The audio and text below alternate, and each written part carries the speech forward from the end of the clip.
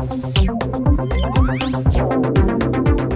and welcome to this episode of The Issue, where we're going to talk about Courtney's review of LEGO Dimensions, the late third entry into 2015's Toys to Life extravaganza. So you like this game, right? I did. LEGO Dimensions was really fun. I think it did a lot of things with the Toys to Lifeiness that other Toys to Life games have failed to do. The big difference is the toy pad. You can build Legos straight onto it, right? You can see there's like a portal thing on top built out of Legos. And that actually evolves over the course of the game. So you are collecting at first these things called keystones. As you collect them in the game, you snap them onto the portal in real life. I had no idea. Which is really cool, so you can actually watch your progress in the game on this Lego figure. And like at one point you actually just scavenge some pieces from the portal you already built to build like a robot friend who becomes a character. And it's cool that you're interacting with them that way. You rarely interact with the gamepad in Disney Infinity or Skylanders unless your character has been defeated in the game and then you're taking them off and putting a different character on, or you're putting a character on the gamepad so that a second player can join you. And then in SuperChargers, obviously, you're putting the vehicle on the gamepad. But again, that's just a simple action of swapping something in or swapping something out. So that's why I think LEGO Dimensions caught my attention when I was first reading about it, because it did really integrate the physical toys as well as digital play in a way where, like with Skylanders, you can play with those toys. I think that'd be really fun, especially the new ones with all their little articulated parts. But you're not going to be doing that while you're playing the actual Skylanders game. Whereas LEGO Dimensions, like, it stops you from playing the game, right? And asks you to build things. Yeah. Not too often, but enough that it's a cool experience. And every one of those little figures is an actual Lego. You pop it off the base and it's a... You know, because I assembled them all very poorly on camera. Just don't lose those NFC bases. They're like, oh my god, they're little. So the main elements of gameplay were using these things called keystones, which activated puzzles on the toy pad. So there were 5 of them in total. My favorite one was the chroma keystone, which created these 3 blobs of paint in red, blue, and yellow. And if your character in the TV screen like walked through the yellow color, then wherever they were standing on the gamepad turned yellow.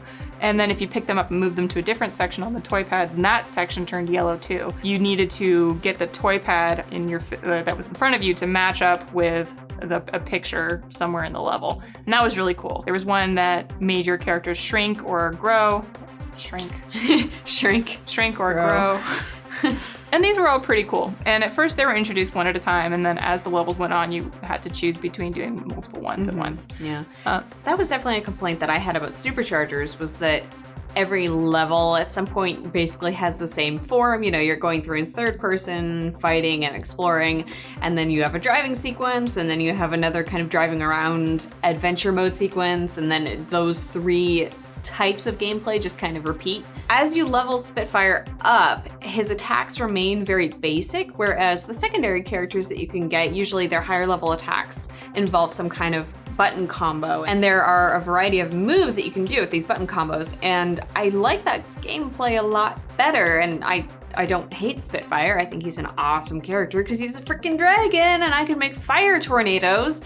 But it was still, like, what you get in the box is so much more limited than what you get by spending up to $500 buying stuff. It really seemed to me like the main things that I would get by buying extra figures would be unlocking more adventure worlds and getting access to some of those collectibles in the main campaign. There's definitely going to be a sequel based on the post-credit tag. I still think we'll see what form that sequel takes. They might take their sweet time getting there. Who knows? Yeah. I mean, if you're gonna release a $99 game, I don't think you can do that every year. I don't think that model is sustainable. That's asking a lot. Yeah, it really is. And like I said, and the last time we talked about LEGO Dimensions, I talked about how if you're already invested in Disney Infinity or already invested in Skylanders, you're going to have to come up with a really compelling argument to switch to a new Toys to Life ecosystem, and I don't know that LEGO Dimensions has quite done that, like if you're already entrenched. Yeah, the best justification that I can come up with is if you are a fan of the LEGO games and you feel like you could justify maybe not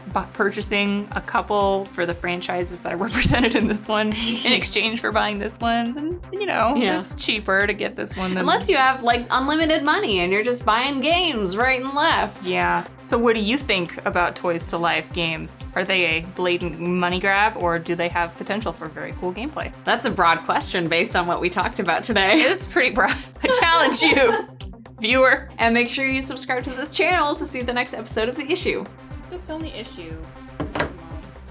Simone. Simone. No more Toys to Life. Simone. No more Toys to Life. No more Toys to Life. No!